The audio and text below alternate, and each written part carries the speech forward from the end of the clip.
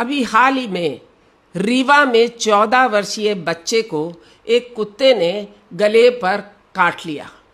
बच्चे को यथावत 5 डोज एंटी रेबीज वैक्सीन की लगाई गई, उसके बावजूद वो बच्चा 25वें दिन मर गया रेबीज से।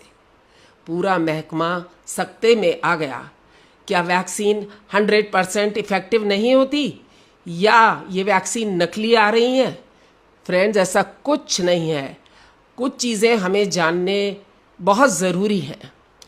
कुत्ता या किसी भी जानवर का काटा हुआ अगर हमारे शोल्डर्स के ऊपर वाले हिस्से में है, यानी नेक, फेस एंड हेड पर है, तो उसको हम कैटेगरी सी का वुंड मानेंगे, यानी it is a serious matter. क्यों? क्योंकि इसका डायरेक्ट कनेक्शन ब्रेन से और स्पाइनल कॉर्ड से है। हम वैक्सीन लगाते हैं, परंतु वैक्सीन की लिमिटेशन ये है कि वो तुरंत ही आपको बचाव नहीं दे सकती।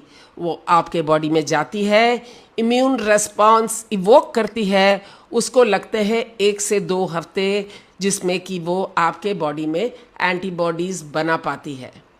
तब तक 1 से 2 हफ्ते में आपके पास कोई प्रोटेक्शन नहीं है।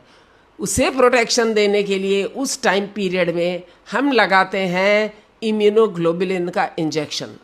डॉक्टर आपके वेट के अनुसार आपकी डोज को कैलकुलेट करता है और इम्यूनोग्लोबुलिन का इंजेक्शन आपके वुंड के चारों तरफ इन्फिल्ट्रेट कर देता है और साथ में वुंड में भी कर देता है।